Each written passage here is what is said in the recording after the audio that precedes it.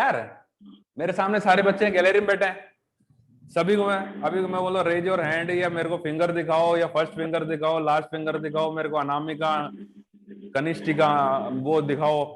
अरे यार, कोई चश्मा है, कोई लेटे हुआ है, कोई है। अरे कुणाल, बेड पर लेट के पढ़ता है क्या तू? है सीधा बैठ के पढ़ने में शर्म आती है तेरे को? और बोल रहा भी है तो तूने ये स्पीकर ऑन क्यों नहीं कर रखा? मेरे को सुनाई देगा तेरी बात? हाँ बैठा हूँ। तुम ये समझते हो कि मेरे को दिखाई नहीं दे रहा? तुम्हारी सारी एक्टिविटी देखता रहता हूं मैं। ये योगेश क्लास के अंदर इंग्लिश की क्लास में फोकट में बट रही है, इसलिए इंग्लिश की क्लास को तुम मजे ले लो। है पढ़ना ही नहीं, इंग्लिश की क्लास तुम्हारी जिंदगी बना देगी। इंग्लिश की क्लास, इंग्लिश की क्लास ही बर्बाद करती है अगर नहीं लेते तो। बातें कर रहे हो यार। भाभी का तूने अभी भी ऑन नहीं किया? निखिल ऑन करके बैठेगा, ऑन करके बैठेगा जब भी तो जवाब देगा तू मेरे को। है या मेरी शक्ल देखने के लिए बैठा है तू? मेरी शक्ल तो अंधेरे में वैसे भी नहीं दिख रही। मैं जो बोल रहा हूं या मेरा फिगर ही दिख रहा है, बस मेरी शक्ल नहीं दिख रही है तुम्हारे को। इतने महत्वपूर्ण चीजें पढ़ाता हूं तुम्हारे को, पढ़ते नहीं हो यार। जवाब देने चाहिए क्या तो भाग भाग करके कि सर उसका अपोजिट बोला तो आई है, आई के हिसाब से एम चलेगा। किसको समझ में नहीं आया ये कॉन्सेप्ट? आ गया तो बता, बता क्या बोला?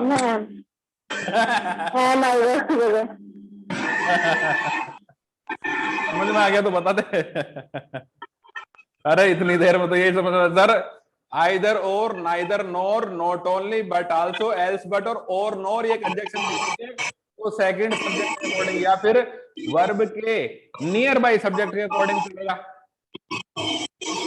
और जहां पर गिनो as well as, along with, and not with, together with, but in addition to। अरे नितिन, ओ नितिन, यस सर। बैठ जा चुपचाप से एक जगह। तूने सारे बाजार को हिला दिया, सारे बाजार को हिला दिया। तू मेरी पूरी क्लास को हिला रहा है, तू डिस्टर्ब क्यों कर रहा है? ये क्या हिला रहा हूँ? तू ही हिल रहा है तो तेरे पूरा बाजार हिल रहा है। ये देख ले हमारी क्लास पूरी आवाज निकाल रहा है वहां पर। as well as, along with, and not with, together with, but in addition to, besides, except, rather than, like, unlike, no less than, nothing but, accompanied by। ये सारे जितने भी कंजक्शन दिखाई देते हैं, इन कंजक्शन का यूज पहले सब्जेक्ट से चलेगा, दूसरे सब्जेक्ट से चलेगा? बताओ।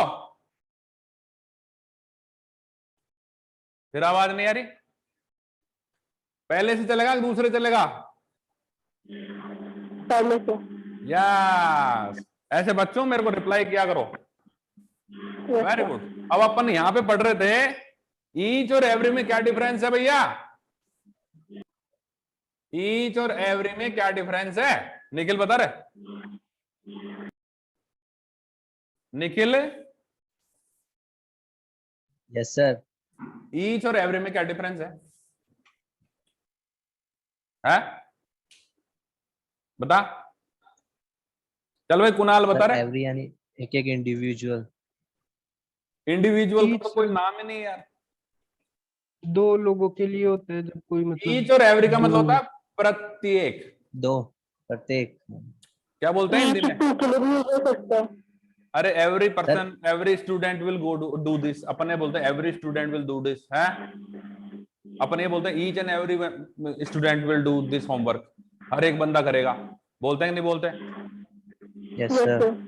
अच्छा, अपन ये बोलते हैं कि तुम दोनों करोगे, तुम दोनों ये काम करोगे। कैसे बोलोगे इसको?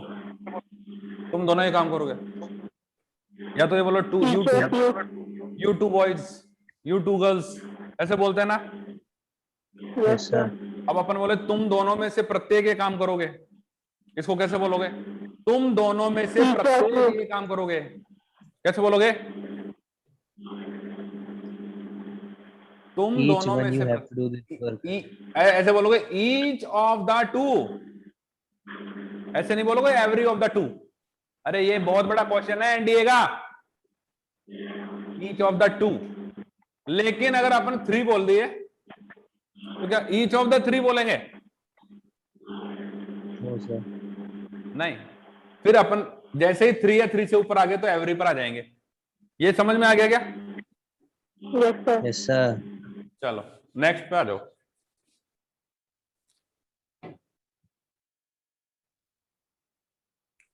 देखो बच्चों, ईच एवरी आइदर नाइदर के पहले या बाद में आर्टिकल का प्रयोग नहीं होता। ईच एवरी आइदर नाइदर के बाद प्रयुक्त नाउन से पहले आर्टिकल का। अब ऐसे बोलो ईच द बॉय, आपको सही लग रहा है क्या? ईच बॉय लिखूं कि ईच द बॉय लिखूं? Each boy. Each article boy. होते हैं ए, एन और दी, इनको आर्टिकल बोलते हैं। ए, एन और दी को बोलता है आर्टिकल है। तो ये आर्टिकल लगा दिया मैंने, ईच और एक नाउन के बीच में आर्टिकल लगा दिया। ये आर्टिकल सूटेबल है क्या यहाँ पर?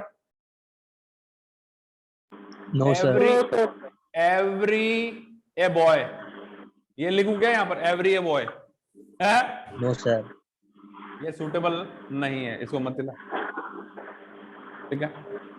तो आपको समझा रहे हैं कि ईच एवरी आइदर नाइदर के बाद में कोई नाउन प्रयोग होता है तो आर्टिकल का प्रयोग नहीं होता। ये कॉमन सेंस की बात है, इसको लर्न करने की बात नहीं है।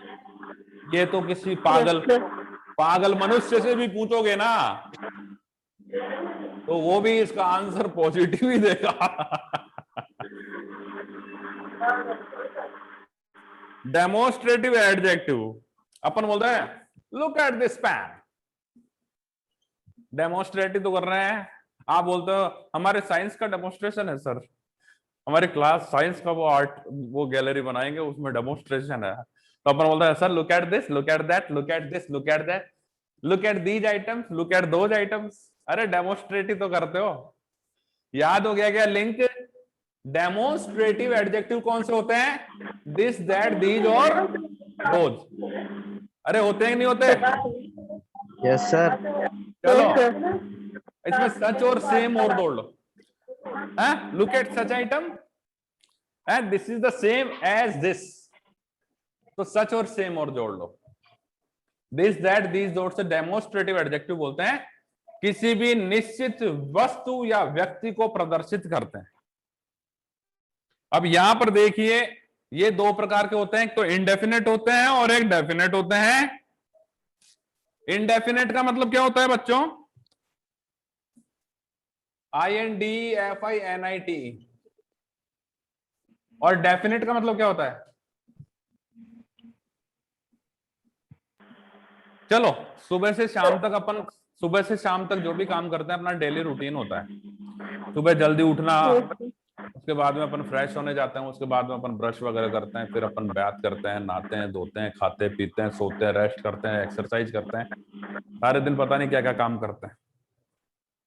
ये सारा का सारा काम हमारा जो रूटीन वर्क है ये डेफिनेट है या इंडेफिनेट है? बताइए, डेफिनेट है या इंडेफिनेट है? Definite sir. फिर बेटा वो अपन ये बोलते हैं प्रेजेंट इंडेफिनेट टेंस। अरे प्रेजेंट इंडेफिनेट टेंस बोलते हैं अपन। क्यों बोलते हैं प्रेजेंट इंडेफिनेट टेंस? और अपन ये बोलते हैं कि भैया डेली रूटीन के जितने भी सेंटेंस आएंगे वो प्रेजेंट इंडेफिनेट टेंस में आते हैं। अरे तुम सुबह 5 बजे उठते हो क्या? No sir. कितने बजे उठता है कुणाल? सर 7 बजे। 7 बजे। तो तू बचपन में जिस दिन से पैदा हुआ है और आज तक मिनट और सेकंड गिन करके उठता है क्या? No sir. अरे वो तो डेफिनेट हो जाएगा। है भाई भाविका? Yes sir. है भाई तू भी सुबह कितने बजे उठती है? 6 बजे। 10:30 बजे उठती है? 6 बजे। 6 बजे उठ जाती है। Yes sir. अच्छा तू 6 बजे राइट टाइम पे उठती है क्या बिल्कुल रोजाना? सर आज तो राइट टाइम पे उठी थी, 2 घंटे से नहीं उठती।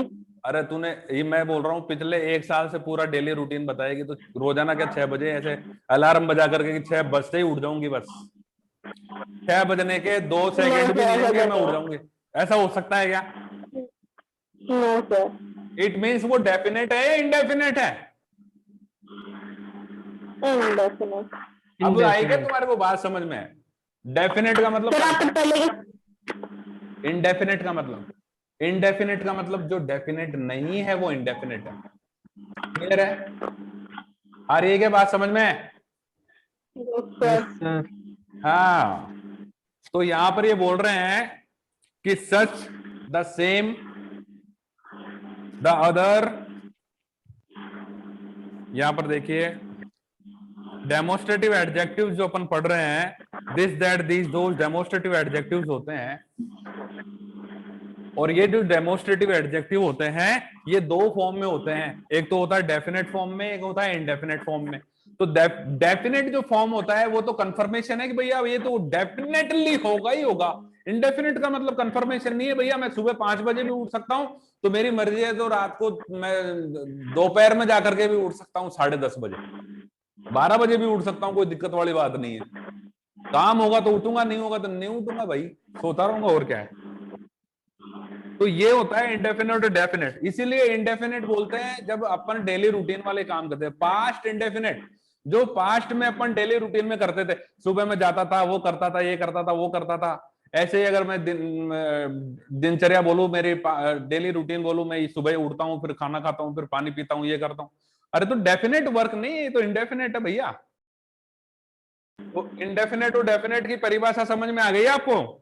डेफिनेशन। Yes, sir. चलो अब यहां पर दिस दैट दीज दो सच सेम एडजेक्टिव्स किसी निश्चित वस्तु या व्यक्ति को प्रदर्शित करते हैं। तो अपन बोले दिस पेन हमारे सामने दिखाई दे रहा है तो वो डेफिनेट है कि हाँ भाई पेन ही बोल रहा है, ये कोई Yes, sir. कटोरी नहीं है, ठीक है, तो इंडिकेट कर रहा है तो डेफिनेट बन जाएगा।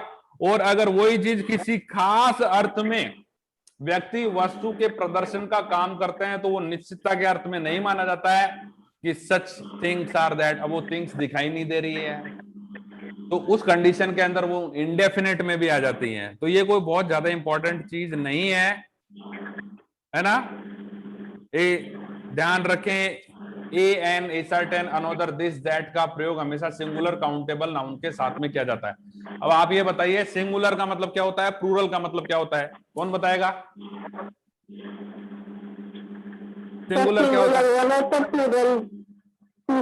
सिंगुलर का मतलब सिंगल है। अरे भैया ये बोलते हो नहीं ये सिंगल है, अभी सिंगल है, और दूसरे के लिए बोलते हो सर ये एंगेज्ड है। Yes, sir.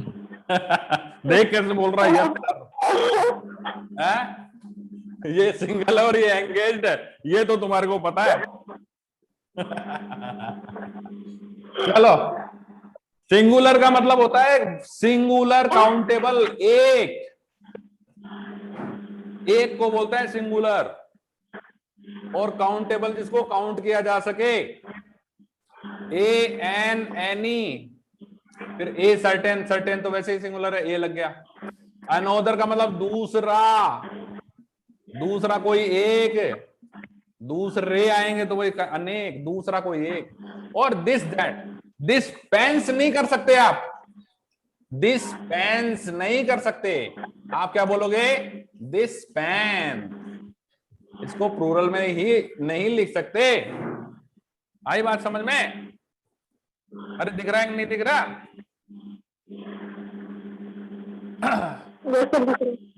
तो ये सारे के सारे सिंगुलर काउंटेबल नाउन होते हैं।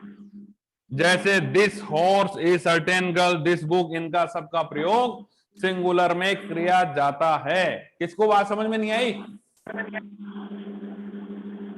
अरे किसको समझ? आगे चलो।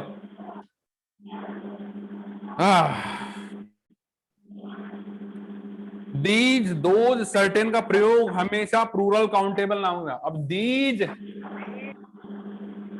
बुक लिखूं या बुक्स लिखूं? Those sir book. ये तो कॉमन सेंस की बात है, दोज मैंगोज लिखना पड़ेगा, लेकिन दीज बुक गलत है, क्योंकि दीज के साथ में क्या आएगा? बुक्स ही आएगा। तो इनको प्लूरल के साथ में काउंट किया जाता है। ठीक है ना बच्चों?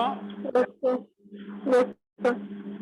जैसे the elephant, those boys, certain books, ये अपन दीज दोज। वैसे एक बात बताइए, दिस का प्लूरल क्या होता है? अरे दिस का प्लूरल क्या होता है? किसका? दिस का प्लूरल और दैट का प्लूरल क्या होता है? किसका भी? अरे दिस यानी यह। ये 12th क्लास में आ गए, ये इनका मैं करूं तो क्या करूं है? इनको ये पता नहीं है। दैट का मतलब वेयर, दिस का मतलब यह। यह का प्लूरल क्या होता है? वह का प्लूरल क्या होता है? These are those. हाँ यार, दीज और दोज। अरे तो दिस दैट सिंगुलर में, दीज दोज प्लूरल में। इतनी सी Yes, बात sir. समझानी पड़ेगी क्या? No, sir. अरे दिस का पास्ट क्या होता है? और दैट का पास्ट क्या होता है? दोस्त। ऐसे भी होता है। आगे समझाऊंगा इनको। अभी तो बच्चों तुम्हारे को अभी नदी की नाव में ही बैठा है बच्चों, नदी की नाव में। अरे कभी किसी ने ऋषिकेश में जाकर के रिवर राफ्टिंग करी है क्या? Yes sir. किसने करी है? अरे अरे निखिल ने करी है। किसने करी है रिवर राफ्टिंग ऋषिकेश में? नहीं करी सर। नहीं करी। अभी किसने बोली थी? नितिन ने बोला। नितिन तू करके आएगा बेटा? जब भी कभी ऋषिकेश जाओ या ऐसे किसी स्पॉट पे जाओ तो रिवर राफ्टिंग जरूर करना, क्योंकि मेरा एक्सपीरियंस बताता हूं, मैं पानी से बहुत डरता था। नदी और तालाब और कोई मेरे को ये बोले कि बोट में बैठो तो मैं बिल्कुल नहीं बैठता था। लेकिन एक बार मैं दोस्तों की गैंग के साथ में चला गया, और दोस्तों की गैंग के साथ में जाने के बाद में उन्होंने जबरदस्ती मेरे को वो तामझाम पहना करके टोपी टापी और वो ऋषिकेश वाली नदी के अंदर वो राफ्टिंग के अंदर बैठा दिया। अब बैठा दिया तो मैंने देखा कि ये नाव की तरह चलेगी, और जो वहां से 100-200 500 मीटर के बाद में हिचकोले आए, और उन हिचकोलों के अंदर सबसे पहले मैं गया नीचे उछल करके, क्योंकि उसने बोला बैलेंस बनाओ बैलेंस बनाओ। मेरे से बैलेंस बनेगा क्या? 100 किलो का आदमी। मैं सीधा नीचे अंडर वाटर। अपनों ने देख लिया भैया, आज गंगा जी ले गई भैया अपने तो। फिर उसने ये बोला कि ये रस्सा पकड़ रस्सा पकड़, रस्सा पकड़ा करके फिर बोला। मैं ये देख रहा था, मैंने कहा ऊपर कैसे आ गया यार? मैं तो अभी तो अंदर चला गया था, ऊपर कैसे आ गया? उसके बाद में उन्होंने मेरे को पकड़ पकड़ के, मेरे पानी भर गया नाक में, पूरे सीने में पानी भर गया, टेंशन ही टेंशन के मारे 10-15 मिनट वहां पर उन्होंने साइड में ले जाकर के मेरा ट्रीटमेंट किया। उसके बाद में थोड़ा सा सांस आई, कंफर्टेबल हुआ। कंफर्टेबल होने के बाद में तो आज मेरा डर निकल गया, और फिर मैं बोला बीच में लेके जाओ नदी के, और नदी के बीच में ले जाकर के सबसे पहले मैं कूदा, और उसके बाद के अंदर वो, अरे कूदे क्या, वो तो अपने आप ही कूद गए। दूसरा हिचकोला यार, सारे के सारे उलट करके नीचे अंदर, सारे उलट गए। पानी बहुत तगड़ा चल रहा था उस वक्त, सारे नीचे अंदर। एक लड़की भी थी, वो भी अंदर, और फिर सबका डर निकल गया।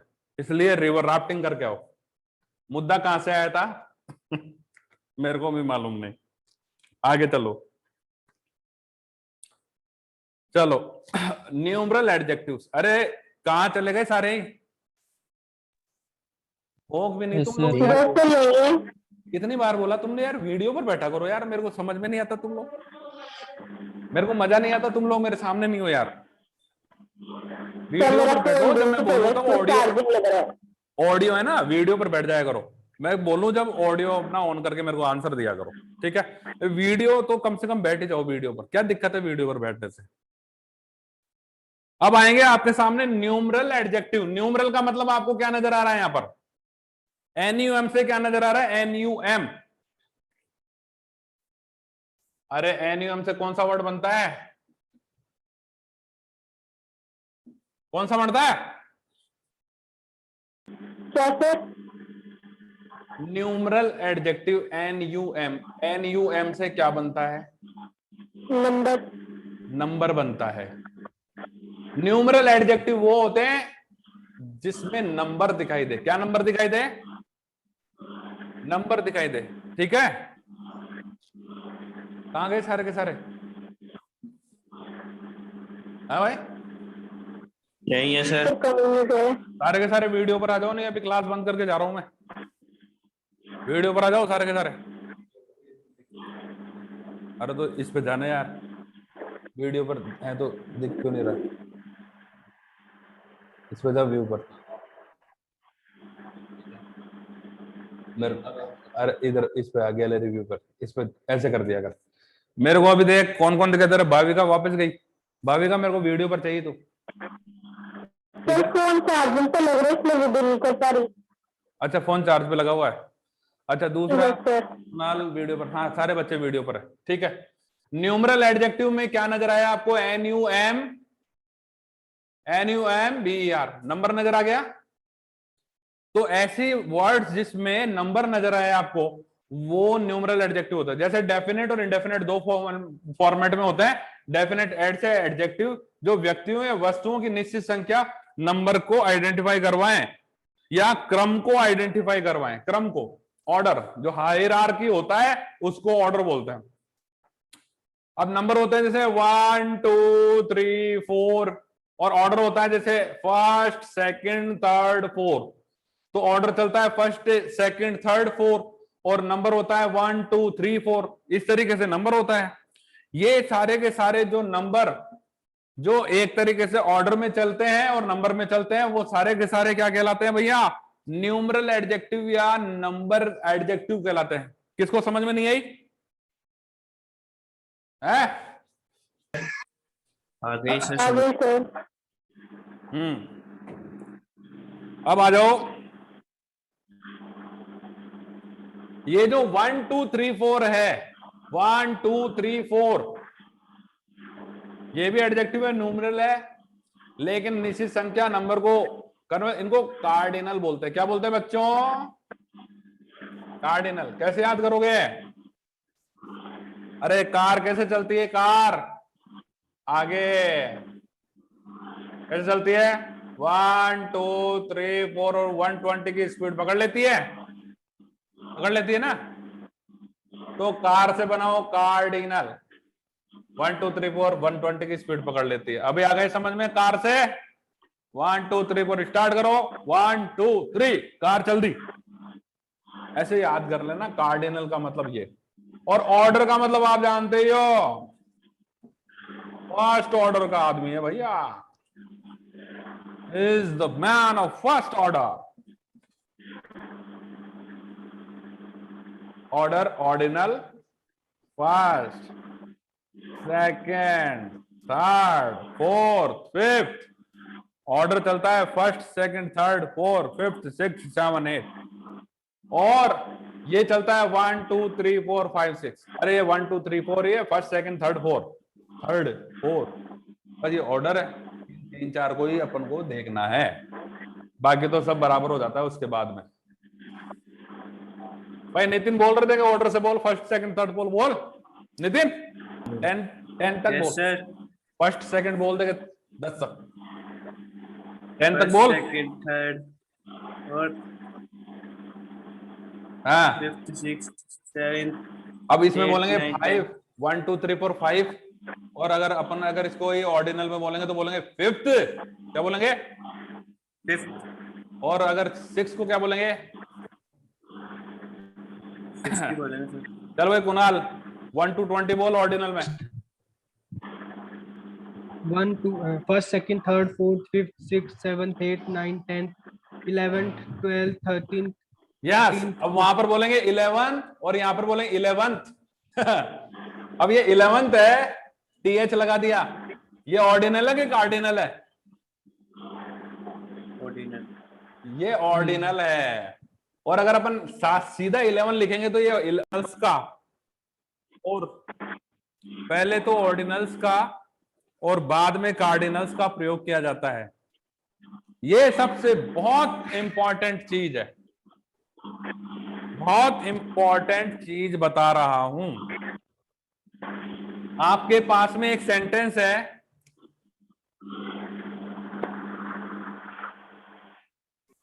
The first 3 boys, the last one, last student। अब ये बताइए इन दोनों में से कौन सा सेंटेंस सही है? द फर्स्ट 3 बॉयज या द वन लास्ट स्टूडेंट, कौन सा सेंटेंस सही है? बताओ। फर्स्ट वाला। पहले वाला। अब देखिए, फर्स्ट और 3, 1 और लास्ट। आप ये समझ रहे हो, ये फर्स्ट और 3 ये एडजेक्टिव्स है, समझ रहे हो क्या? ये फर्स्ट भी एडजेक्टिव है, 3 भी एडजेक्टिव, समझ रहे हो क्या? अरे कौन पानी भर रहा है? कौन पानी भर रहा है दादा? जिसके घर में पानी भर रहा है वो बंद कर ले पानी को। हाँ, फर्स्ट 3 बॉयज के अंदर दोनों के दोनों एडजेक्टिव हैं, क्लियर? और दोनों एडजेक्टिव है, लेकिन सबसे पहले अपन ने यहां से लिया 3 और यहां से लिया फर्स्ट। अभी पहले किसको डालें, मुद्दा ये है। तो ये कह रहा है यदि किसी वाक्य में कार्डिनल्स तथा ऑर्डिनल्स का प्रयोग करना हो तो पहले ऑर्डिनल का प्रयोग करेंगे, उसके बाद में कार्डिनल का प्रयोग करेंगे। तो ऑर्डर आ गया, फर्स्ट सेकंड थर्ड फोर्थ में ऑर्डर आ गया, तो पहले ऑर्डिनल का प्रयोग कीजिए, उसके बाद में कार्डिनल 1 2 3 4 5 6 ये 3 का प्रयोग बाद में। तो ये बहुत ज्यादा आपको इंपॉर्टेंट है बच्चों, याद रखना है कि जब आपके पहले किसी नाउन के पहले 2 एडजेक्टिव आ जाए और उनमें से दोनों न्यूमरल एडजेक्टिव हो, नंबर को शो करने वाले हों, और अगर उसमें कार्डिनल और ऑर्डिनल नंबर हो, तो ऑर्डिनल नंबर का मतलब होता है 1 2 3 और कार्डिनल नंबर होता है CAR, कार। ऑर्डिनल का मतलब होता है फर्स्ट सेकंड थर्ड, कार्डिनल का मतलब होता है 1 2 3 120 स्पीड। तो सबसे पहले ऑर्डिनल को लेंगे कि कार्डिनल को लेंगे? ऑर्डिनल। ऑर्डिनल को सबसे पहले लेंगे, कार्डिनल को बाद में लेंगे। और डेफिनेटली अगर किसी भी कंपटीशन में बैठोगे, निखिल बेटा अगर बैंकिंग का एग्जाम टारगेट ले रहे हो तो डेफिनेटली क्वेश्चन आएगा, 100% क्वेश्चन आएगा, ध्यान रखना कपिल सर को। ओके भाविका, तूने इंजीनियर बनने का प्लान बना रखा है कि क्या बनने का प्लान बना रखा है? सर 12th पास करने का बना रखा प्लान। लेक्चरर बनने का? सर 12th पास करेंगे फिर बनेंगे। अरे पागलों, 12th क्लास में ही तो आदमी डिसाइड करता है कि मुझे बनना क्या है। 11th क्लास में ही डिसाइड कर लेता है। तुमको टारगेट बनाना चाहिए 11th क्लास 12th क्लास में, तो डिसाइड हो जाता है कि तुम्हें बनना क्या है। और तुम ये करो पहले सर 12th पास कर लेने दो, उसके बाद में सोचेंगे। ऐसे कोई सोचता है क्या? है? अब देखिए बच्चों, न्यूमरल एडजेक्टिव की बात चल रही थी, तो न्यूमरल एडजेक्टिव का अपन ने रूल पढ़ा और उसमें ये पढ़ा कि जब हमारे पास में कार्डिनल और ऑर्डिनल दोनों एडजेक्टिव एक नाउन से पहले रख दिए जाए, तो नाउन से पहले हम सबसे पहले इन दोनों में से किसको चूज करेंगे? हम ऑर्डिनल को पहले रखेंगे, कार्डिनल को बाद में रखेंगे, यानी फर्स्ट सेकंड थर्ड फोर्थ को पहले रखेंगे और 1 2 3 को बाद में रखेंगे। ये बात आपको समझ में आ गई? अब इंडेफिनेट के अंदर आ जाइए। ऐसे एडजेक्टिव जो एनिसिस संख्या का बोध कराते हैं न्यूमरल के अंदर, वो इंडेफिनेट एडजेक्टिव। वो तो डेफिनेट थे, 1 का मतलब 1 होता है, फर्स्ट का मतलब पहले नंबर का होता है। तो ये तो कंफर्म कर दिया ना उसने, ये से वो हो गया डेफिनेट। अब ये इंडेफिनेट की बात कर रहा है कि संख्या तो दिखाई दे, लेकिन उसके अंदर मात्रा दिखाई दे, संख्या दिखाई दे, लेकिन पता नहीं कितने लोग हैं, तो वो इंडेफिनेट हो जाएगा। क्या हो जाएगा बच्चों? इंडेफिनेट। और वो इंडेफिनेट को क्या बोलेंगे? इंडेफिनेट न्यूमरल एडजेक्टिव बोलेंगे कि नंबर शो हो रहे हैं, मात्रा शो हो रही है, लेकिन क्वांटिटी का पता नहीं है, क्वालिटी का पता नहीं है, कितने लोग हैं पता नहीं है। ऐसे वर्ड्स भी एडजेक्टिव ही कहलाते हैं, न्यूमरल एडजेक्टिव ही कहलाते हैं, लेकिन वो इंडेफिनेट न्यूमरल एडजेक्टिव्स होते हैं।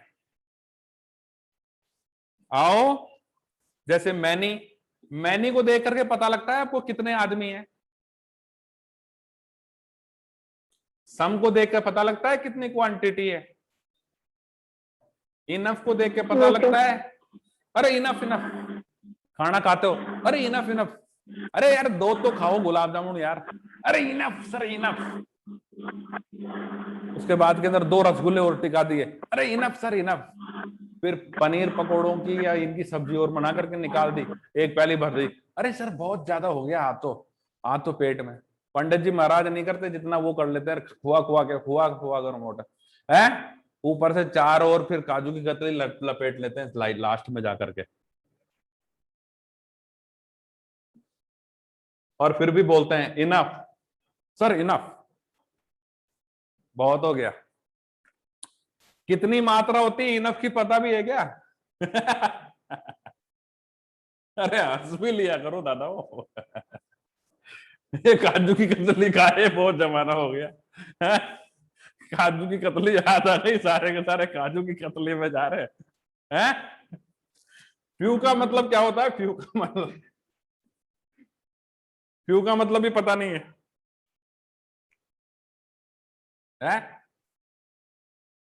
कितने लोग? Uncountable quantity.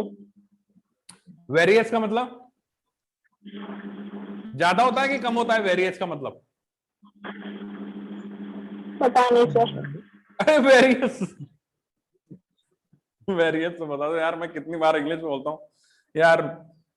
There are various subjects, there are various concepts यार, इतनी बार बोलता हूँ various concept, various subject, various things. क्या होता है वेरियस थिंग्स का मतलब? बहुत सारी, विविध। सेवरल का मतलब क्या होता है? कितनी बार पढ़ा? Several species, several species, several species, जिनको हम आइडेंटिफाई नहीं कर पाए आज तक। बहुत सारी, क्या बता रहे नितिन? बहुत सारी। निखिल विकिल गायब हो गए क्या? निखिल तो इधर ही है, इंटेलिजेंट है, भाविका रही है, वो बाकी गए वो डॉन, पढ़ना ही नहीं चाहते हैं? अरे ऑल का मतलब क्या होता है? ऑल सर सारे। मोस्ट का मतलब? मोस्ट। ये सारे के सारे, ज्यादातर। ये भी न्यूमरल एडजेक्टिव्स हैं, लेकिन ये इंडेफिनिट है। अब आपको बात समझ में आ गई क्यों है इंडेफिनिट? इंडेफिनिट है क्योंकि इनकी क्वांटिटी या क्वालिटी, इनके अंदर जितने भी नंबर है वो डेफिनेट नहीं है। उन्हें कंफर्म नहीं बताया जा सकता कि 5 के बारे में बात हो रही है कि 10 के बारे में बात हो रही है, इसलिए ये इंडेफिनिट न्यूमरल एडजेक्टिव्स हैं। और ये इंडेफिनिट न्यूमरल एडजेक्टिव्स होते हैं, ये क्या काम करते हैं, कैसे चलते हैं? इनमें क्वांटिटिव एडजेक्टिव कौन से होंगे? है भाई? क्वांटिटिव, क्वांटिटिव क्या मतलब? क्वांटिटी, जो क्वांटिटी बताएगा। देखो यहां पर क्वांटिटिव क्या होता है? क्वांटिटी मतलब क्वांटिटी, जो क्वांटिटी बताएगा। अभी क्वांटिटी कैसे पता लगेगी? अरे भाई मच, लिटिल, कम, मच, लिटिल, होल, ये क्वांटिटी बता रहे हैं। तो ये भी हो गया आपके सामने, ठीक है? Quantitative adjectives. ऐसे ही क्वालिटेटिव एडजेक्टिव्स। कल मैंने सबके नाम लिख दिए थे आपके, भाविका का, कपिल का, ये वो और निखिल का, सबका नाम लिखा था हैं? Yes sir. और उनके बगल में उनकी क्वालिटी भरी थी, एक्सीलेंट है, मार्वलस है, फैंटास्टिक है, ऑसम है, ये सुपर्ब है, ये वो है, ब्रेव है।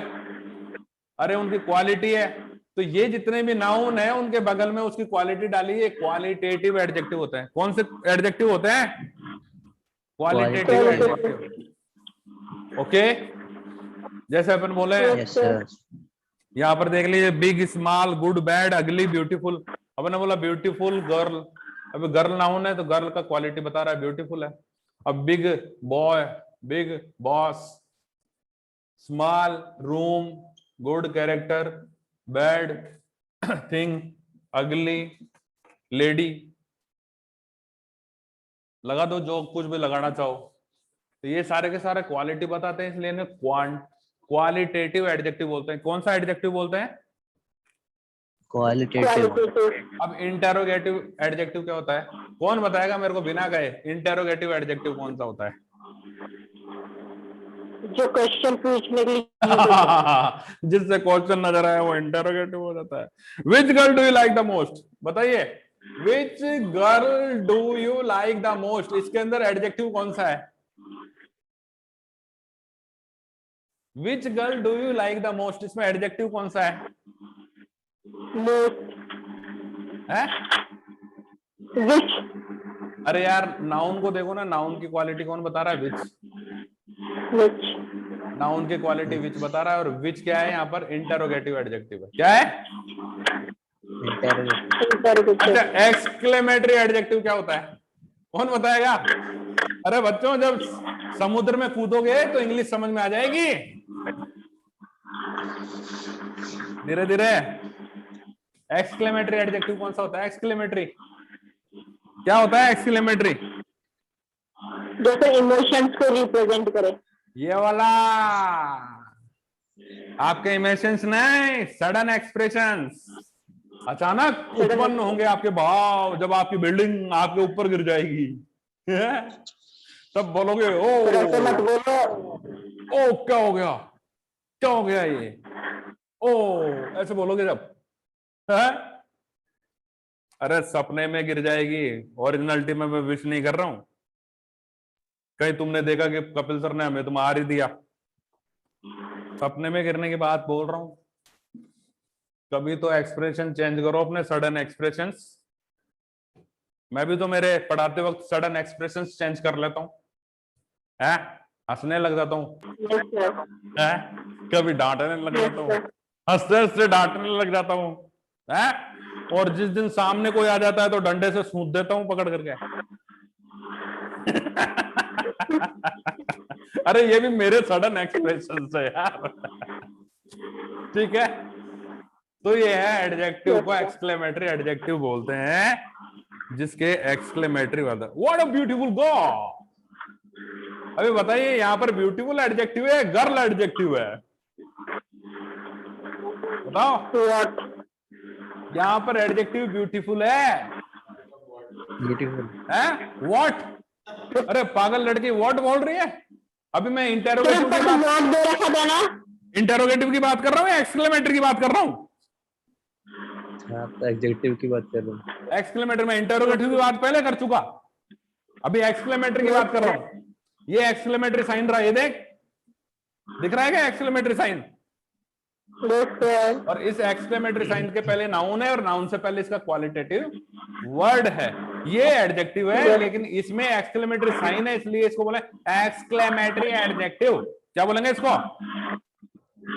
exclamatory adjective, Here are the 12 rules of adjectives. Here are the 12 adjective rules which are very important for your, you know, for your development, guys, for your understanding and for your personality, also for your writing and your understanding skills. So अभी आपने जो भी adjective पढ़ा था वो सिर्फ और सिर्फ एडजेक्टिव का इंट्रोडक्शन था कि एडजेक्टिव बच्चों होता क्या है, एडजेक्टिव कितने प्रकार का होता है, क्वालिटेटिव होता है, क्वांटिटिव होता है, ठीक है, न्यूमरल होता है। अब न्यूमरल में भी कौन कौन से होता है, कार्डिनल होता है या ऑर्डिनल होता है, कौन कौन से होते हैं, किस किस तरीके के एडजेक्टिव्स होते हैं, वो हमने इस क्लास के माध्यम से हमने आइडेंटिफाई किया। अभी हम पढ़ेंगे कि एडजेक्टिव का रोल क्या है, एडजेक्टिव काम में कैसे आ रहा है, एडजेक्टिव के अंदर कुछ एक्सेप्शनल्स हैं, उन एक्सेप्शनल्स को हम कॉम्पिटिटिव लेवल पर, हमारे अंडरस्टैंडिंग लेवल पर, हमारे राइटिंग और कंपोजिशनल जो है हमारे डेवलपमेंट पर कैसे वर्क करेंगे, कैसे सीखेंगे, उसको अपन नेक्स्ट क्लास में सीखने वाले हैं। So thank you very much, nice meeting you, take care, goodbye and stay safe and healthy. okay sir, one second जाओ मत। What a girl और एक्सक्लेमेटरी साइन, ये एक्सक्लेमेटरी साइन लगते ही एक्सक्लेमेटरी सेंटेंस है, पर्टिकुलर वर्ड एक्सक्लेमेटरी, वो sentence exclamatory है। ये टोटल एक्सक्लेमेटरी सेंटेंस क्या कहलाएगा? एक्सक्लेमेटरी ही कहलाएगा। तो एक्सक्लेमेटरी एडजेक्टिव बनेगा, जो भी एडजेक्टिव उसमें होगा वो एक्सक्लेमेटरी एडजेक्टिव में काउंट हो जाएगा। क्लियर है?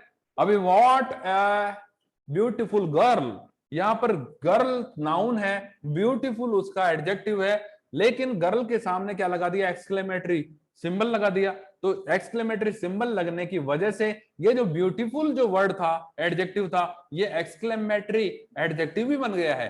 ये एडजेक्टिव तो है ही, इसको एक्सक्लेमेटरी एडजेक्टिव भी बोल सकते हैं, ठीक है। वहां पे व्हाट को अपन नहीं लेंगे, क्योंकि व्हाट अपने आप में इंटेरोगेटिव एडजेक्टिव है। क्लियर है? ब्यूटीफुल ना हो तो फिर अपन व्हाट को मानेंगे, क्योंकि अपन ऐसे लिखेंगे व्हाट आ गर्ल। अब यहां पर ये व्हाट आ गया है, ये गर्ल के लिए व्हाट एडजेक्टिव बन गया है, एक्सक्लेमेटरी। क्लियर है क्या? Okay guys, thank you very much, nice meeting you, take care. सब भाग गए, इसको बना दे रहे सब।